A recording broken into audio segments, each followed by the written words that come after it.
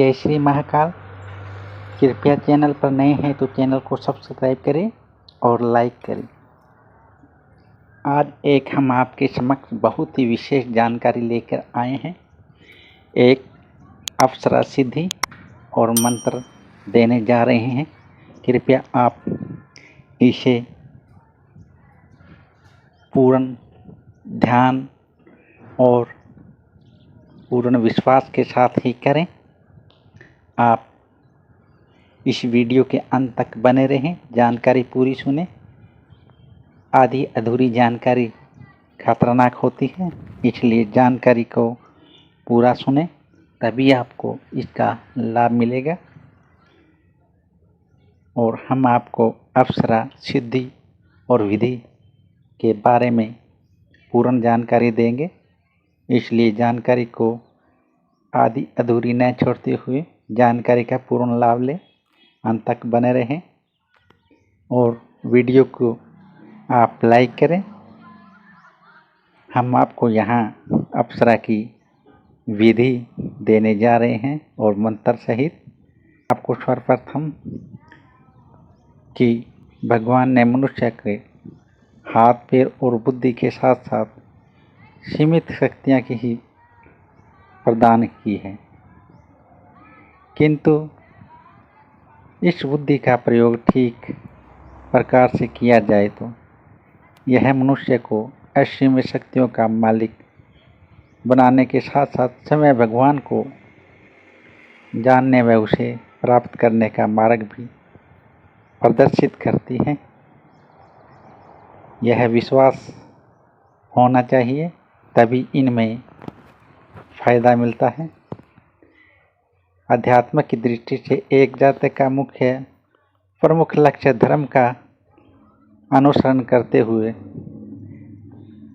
अपने कार्यों, दायित्वों का निर्माण कर मोक्ष की प्राप्ति करना है। और आप इस विषय पे इस बताई गई विधि से इस प्रश्न चिन्ह को अपने जीवन में उतारने का प्रयत्न करें। धार्मिक दृष्टि से साधना का बहुत ही अधिक महत्व होता है। एक जातक को अद्भुत शक्तियों का मालिक बनाने में, सभी सुखों से परिपूर्ण करने में दैनिक साधना चमत्कारी परिणाम देती है। जो अप्सरा साधना हम आपके समक्ष रख रहे हैं, उसकी जो विधियां होती है, वैसे तो हिंदू धर्म में बहुत सी ऐसी चमत्कारी साधनाएं का विवरण मिलता है, जिन्हें सिद्ध करने पर जातक बहुत सी चमत्कारी शक्तियों का मालिक बन सकता है। अप्सरा साधना भी चमत्कारी साधनाओं में से एक है, जो आकर्षण व्यक्ति तब चाह रखने वाले जातक की इच्छा को पूर्ण करती है। अप्सरा साधना में सफलता का मार्ग और प्राप्त करने वाला जल सौंदर्य, रूप, यौवन, आकर्षण स्वाभाविक रूप से प्राप्त कर लेता है। यह अप्सरा साधना अगर आप करते हैं तो आपको कोई भी समस्या, कोई भी इच्छा उत्पन्न नहीं होती, और आप जो भी साधना करेंगे, अप्सरा साधना करेंगे, इससे आपको अत्यंत लाभ मिलने लगेगा और साधना करना फलदायी माना गया है। अप्सरा साधना को आप करेंगे तो इससे आपको बहुत से फल मिल सकते हैं। आपका दैनिक जीवन और आपके जीवन में किसी प्रकार की बाधाएं नहीं रहेगी, किसी प्रकार की संकट हानि नहीं आती, क्योंकि प्रत्यक्ष साधना और अप्सरा साधना जो आपको ज्ञानी बनाती है, गुणवान बनाती है, आपके जीवन में हर समस्या का निवारण हो जाता है, क्योंकि अप्सरा स्वयं आपके साथ रहती हैं। वह आपके बोले गए शब्दों के अनुसार आप पे जो आप जिस प्रकार से रखना चाहते हैं, साथ रखना चाहते हैं, उसको अपने आसपास होने का आभास कराने के लिए अगर प्रसन्न किए है तो वह आपके आसपास रहने को तैयार हो जाते हैं। साथ रहने के लिए उन्हें आपको बोलना पड़ता है। जिस प्रकार से आप रखना चाहिए वचन के अनुसार सब होता है। अप्सरा स्वर्गलोक की वे सुंदरियां हैं जो इंद्रदेव के द्वारा में नित्य कला में गायन करने के साथ साथ इंद्रदेव के आदेश अनुसार समय समय पर ऋषि मुनियों की तपस्या को अपने मोहजाल द्वारा भंग करने का कार्य भी करती है और करती रही है। इसी कारण उन्हें समय समय पर ऋषियों द्वारा शाप का भाजन भी बनना पड़ा है। धर्मशास्त्रों में बहुत ही अप्सराओं का विवरण मिलता है, जिनमें घृताची, रंभा, उर्वशी, तिलोत्तमा, मेनका और कुंडा को प्रमुख माना गया है। उर्वशी वैसे तो हम आपको बता दें यह अप्सरा को सबसे शक्तिशाली माना गया है, लेकिन वह इसे सिद्ध करना थोड़ा कठिन भी है। अप्सरा भी स्वयं में एक दैवीय शक्ति ही है जो जातक की हर इच्छा को पूर्ण कर सकती है। वैसे अप्सरा साधना पूर्ण होने पर ये प्रत्यक्ष रूप से जातक को दर्शन देती है। वे उनके जो भी मन इच्छा, आपकी जो इच्छा है उससे अनुरूप उसकी सभी इच्छाओं को तृप्ति भी करती है। अप्सरा साधना को सिद्ध करने वाला जातक रूप सौंदर्य कला में तो स्वतः ही पारंगत हो जाता है। इसके साथ ही अप्सरा उसकी सभी मनोकामनाएं, सभी इच्छाएं पूर्ण करती है। और आपको धर्मशास्त्रों के अनुसार से हम बता दें, धर्म पुराणों में अनुसार अप्सरा साधना सरल और अति तीव्र है और शीघ्र साधना में फल मिल जाता है। फल देने वाली साधना है, किंतु आपको बता दें वास्तविक दृष्टि से देखा जाए तो साधना चाहे कोई भी हो, उसमें सिद्धि प्राप्त करने के लिए जातक बड़ी बड़ी परीक्षाओं से गुजरना पड़ता है। क्योंकि इनमें से ज़्यादातर परीक्षाएं देनी पड़ती है, जिसके कारण व्यक्ति नाकाम हो जाता है। और बीच में अगर वह इन साधना को छोड़ता है या इन्हें समाप्त करता है तो उनके जीवन में, उनकी खुशियों में एक बिंदु लग जाता है, जिससे वह परेशान रहता है, उसे नुकसान भी हो सकता है। और आपको बता दें अधिकांश जातक जरा सी भय की अनुमति होते ही साधना को छोड़ देते हैं। संकल्प, एकाग्रता व योग्य गुरु का मार्ग ही साधना में सफल होने की कुंजी है। गुरु मार्ग में करना सर्वश्रेष्ठ माना गया है, क्योंकि कुछ लोग घबरा जाते हैं और साधना करने में कभी कभी जल्दबाजी करते हैं, इसलिए उनसे साधना पूरी तरह संपन्न नहीं हो पाती। इसलिए किसी साधना को शुरू करने से पूर्व इन सभी बातों को नियम में अपनाएं, उसके पश्चात ही साधना प्रारंभ करें। किसी भी साधना को शुरू करने से लेकर पूर्ण करने तक एक साधु या संत की भांति जीवन में व्यतीत करना चाहिए। इस दौरान अपनी इच्छाओं और वासना पर नियंत्रण रखना जरूरी होता है। अगर आप इन चीज़ों का पालन नहीं करते तो आपको नुकसान भी हो सकता है। और इसकी विधि बहुत ही सरल है। यह 7 दिन में आप सिद्धि कर सकते हैं। आप इसके लिए सर्वप्रथम घर में किसी एकांत कमरे का चुनाव करें, तो एकांत में हो, जहाँ शोर शराबा न हो, किसी प्रकार की दिक्कत परेशानी न हो। आप शांति से वहाँ रहकर पूजा पाठ कर सकते हैं। और इस कमरे में पूर्व दिशा की ओर एक चौकी की स्थापना कर लें और इस पर लाल वस्त्र बिछाएं, अप्सरा का चित्र और चौकी स्थापित करें। इस चित्र पर आप फूलों का हार पहनाएं। अब आप चौकी के सामने आसन बिछाकर बैठ जाएं, घी का दीपक जलाएं, पंचमेवा का प्रसाद रखें, एक लोटे में जल रखकर भरकर पास रखें। उसका मंत्र जो हम आपको जो अप्सरा मंत्र है वो आपको स्क्रीन पे दे देंगे, वहाँ से आप ले सकते हैं। और जल हाथ में लेकर पहले संकल्प लेना होगा और फिर मंत्र जप शुरू करें। और इस साधना में मंत्र जप की कोई सीमा नहीं है, आप इसे जितना जपेंगे उतना अधिक फलदायी है।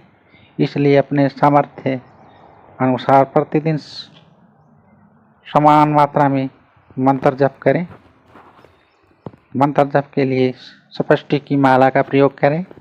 इस प्रकार 7 दिनों तक इस कार्य को करने से अप्सरा प्रत्यक्ष रूप से जातक के सामने आकर उपस्थित हो जाती है। उस समय जातक को अप्सरा के गले में गुलाब के फूलों की माला पहनाकर उसे अपने साथ रहने का वचन लेना चाहिए। और शुरू करने से पहले ध्यान दें, आप अगर ये साधना शुरू कर रहे हैं तो इसके लिए आप ध्यान दें, आप जिस रूप में अप्सरा की आराधना करते हैं वह उसी समय में आपको दर्शन देती है, उसी रूप में दर्शन देती है। अप्सरा साधना आप माँ रूप में और बहन के रूप में, पत्नी के रूप में आप कर सकते हैं, इसमें प्रतिबंध नहीं है। और अगर आप अपने माँ, बहन, पत्नी के रूप में अगर इन्हें देखना चाहते हैं तो उससे आप भयभीत नहीं होंगे, किंतु यह आप सर्वप्रथम नोट कर लें, किसी एक पेज पे आप लिखें। आपकी जो इच्छा है वह आप कोई एक जो भी आपके पास कागज हो उस पे अपनी इच्छाएं लिखें, क्योंकि जब अप्सराएं सामने आती हैं तो आदमी भयभीत हो जाता है। वह व्यक्ति साधक भयभीत होने के कारण न तो वह बोल पाता है और न ही पूर्ण सिद्धियाँ कर पाता है। जब वह सामने आती है तो वह समय होता है बहुत ही खास, जब आपकी इच्छाएं आप प्रकट करते हैं किंतु सामने आने पर आप भयभीत हो जाते हैं।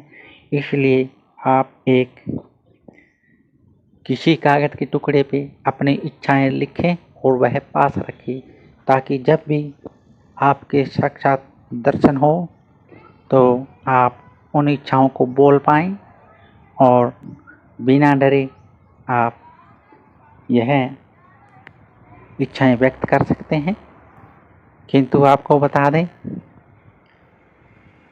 साधना बहुत एक कठिन मार्ग है।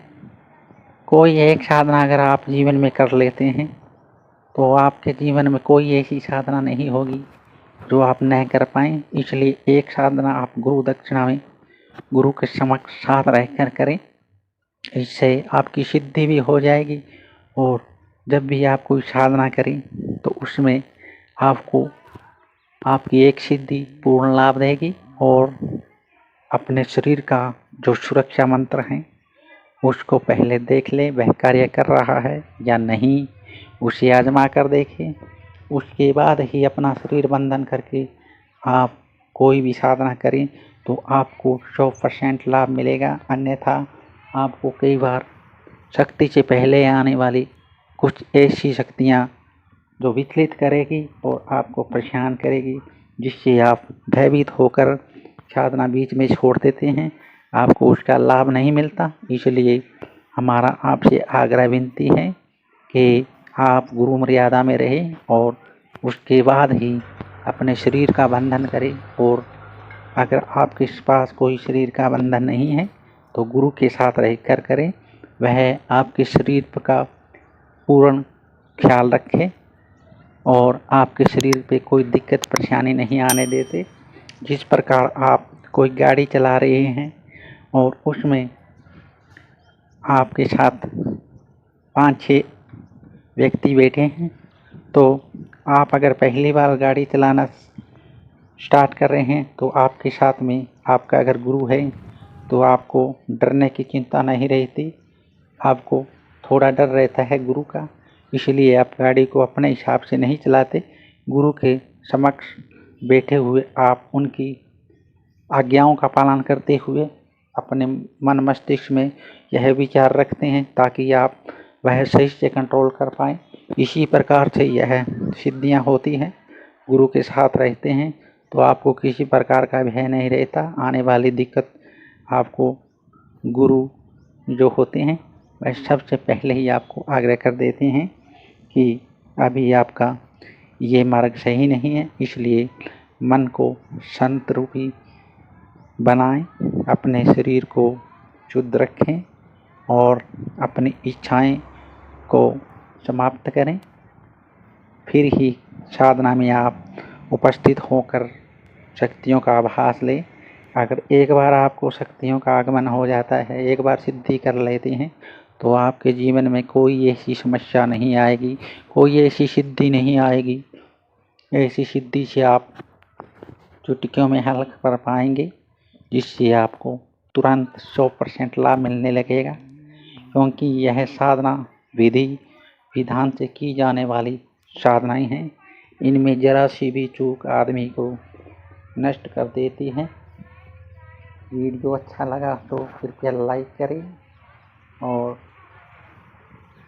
अपने गुरु मार्ग पे चलते हुए गुरु के साथ रहते हैं तो ही इस विद्याओं को करें, अन्यथा आपको नुकसान हो सकता है, जिसके जिम्मेवार आप स्वयं होंगे। हमें इसमें जिम्मेवार नहीं हो सकते, क्योंकि हम आपको कदापि यह नहीं कहते कि कोई कठोर साधना या किसी प्रकार की साधना आप स्वयं करें जिससे आपको नुकसान हो। ऐसा न करें। यह विधि विधान केवल अच्छे गुरु के साथ रहकर ही करना चाहिए, तभी आपको 100% लाभ मिलता है। और आशा करते हैं वीडियो